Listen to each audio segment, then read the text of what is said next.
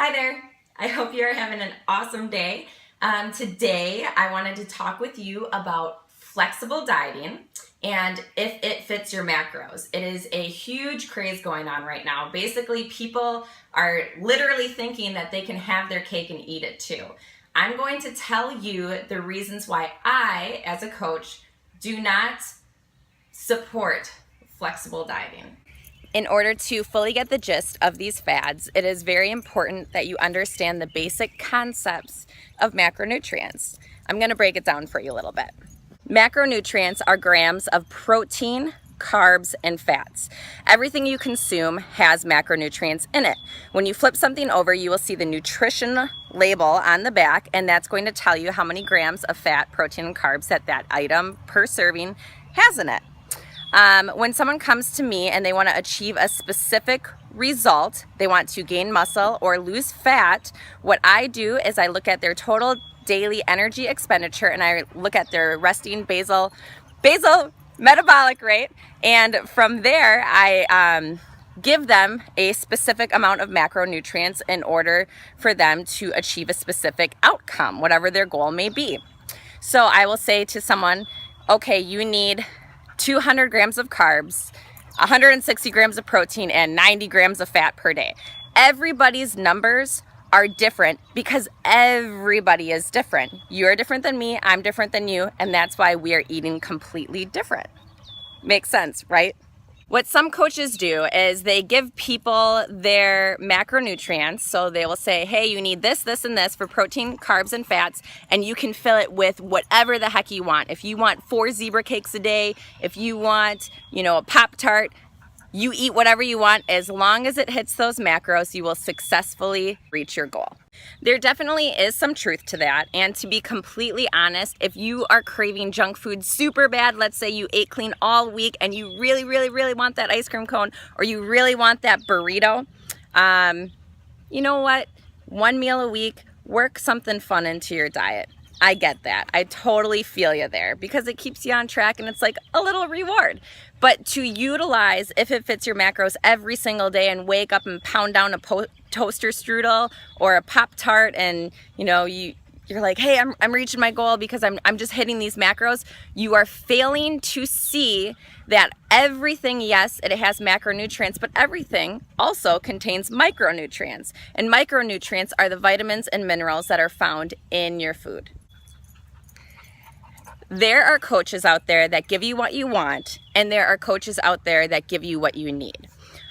I look at the most holistic, healthy way possible, and yes, people want to reach their goal aesthetically. I get that, but I look at overall health.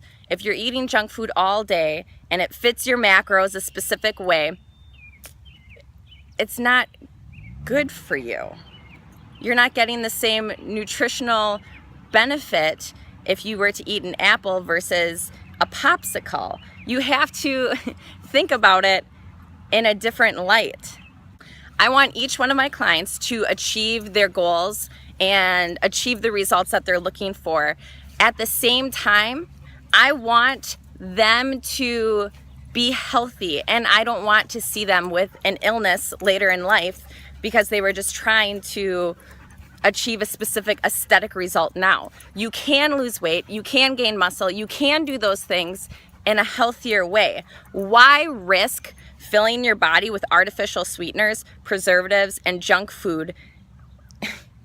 You can get freaking cancer, man. Let's be real. Like I said before, I really care about my clients now. I want them to achieve their goals and results, but I also care about how they do later in life when they're not working with me. That's important. Let's go over a few key ingredients that are found in these amazing tasting junk foods that people are consuming. Before we get into that, I want to tell you a quick little story that is responsible for initiating that little light bulb moment in my head. This was about 8 or 9 years ago. I was sitting on a bus in Europe.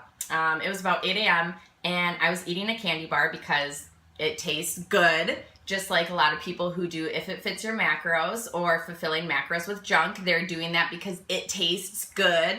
So I was eating something because it tasted good, and there was a kid who was sitting next to me, and he looks over and he just says, I have a question. Why are you eating that? And I looked at him and I'm like, because it's good and it fits my macros and I can still lose weight, so on and so forth. The kid looks at me with his mouth dropped and he says, you have the ability to fill your body with nutrients. You have the ability to fuel your body with great sources, and you choose a candy bar? Now, I thought about that, and it really, it really made me think. We have the ability to eat clean and fill our bodies with amazing foods. What we put in our body is going to affect us in the long term. Now, everything, energy levels, etc. Why are we filling our bodies with junk? It really got my wheels turning. What we put in our bodies either fights or creates illness. Let's get back to some of the key ingredients found in people's favorite junk foods. Sucralose. We see it everywhere. It's in Splenda packets. It's in your cereals. It's in candy bars, yogurts, things like that. People, they look at it and it's very appealing because it says that it is essentially has 0 calories.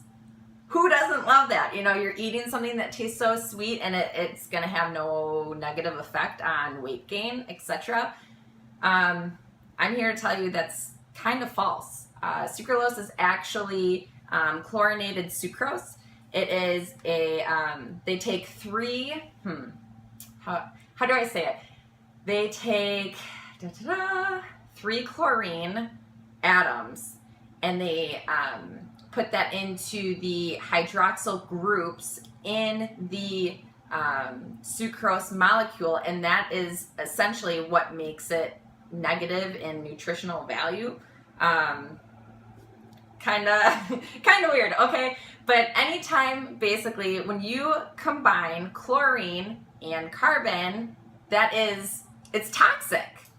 So, to break it down even a little bit more, you have sugar, and then you have chlorine, and you put it together, and boom, that's Splenda.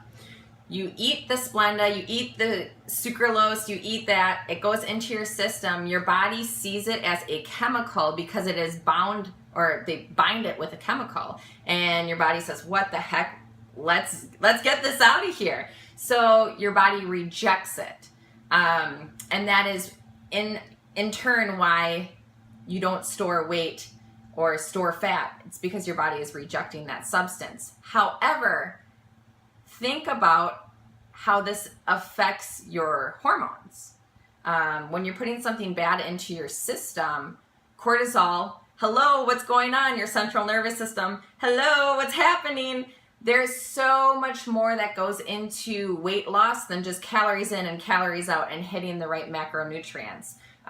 When your cortisol levels are always going off, and when your adrenal glands are always having to work because it's like, what the heck is going on? In the long term, that can have some very, very serious side effects. Also with sucralose or Splenda, there was a company out in Japan that they were selling pesticides, and it was on the list of pesticides that you can purchase to kill bugs off of your crops.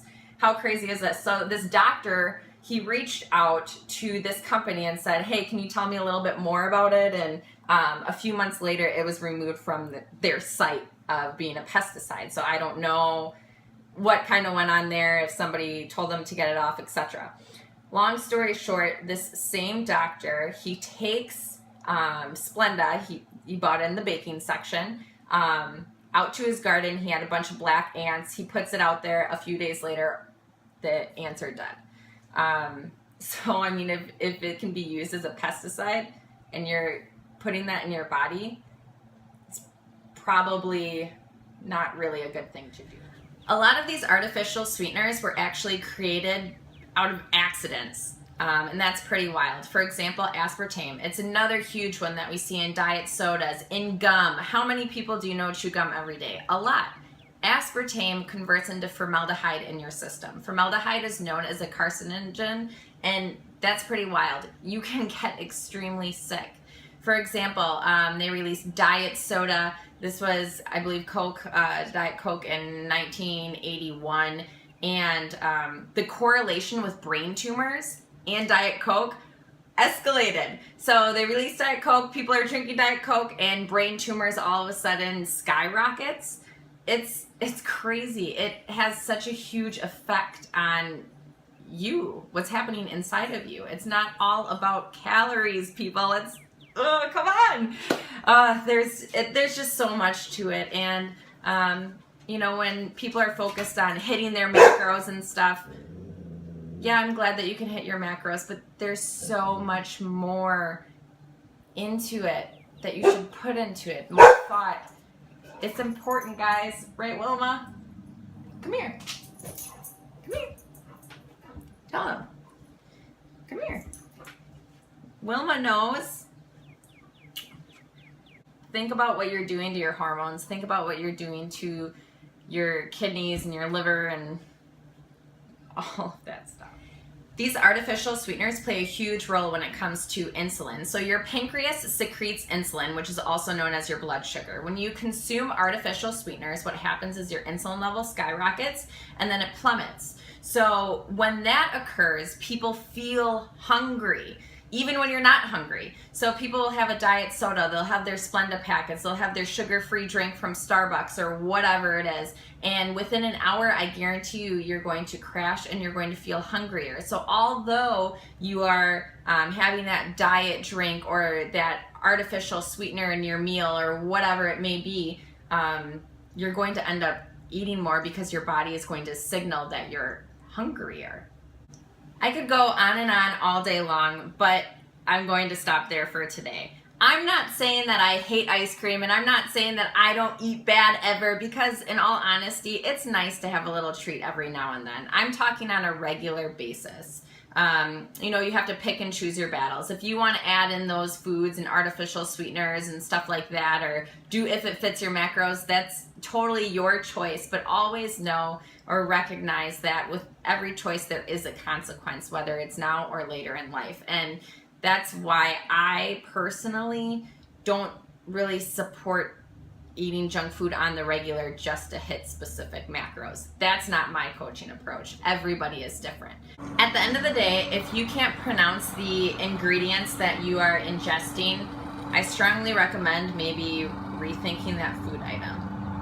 Thanks so much for watching. If you liked this video, please like it and feel free to share it.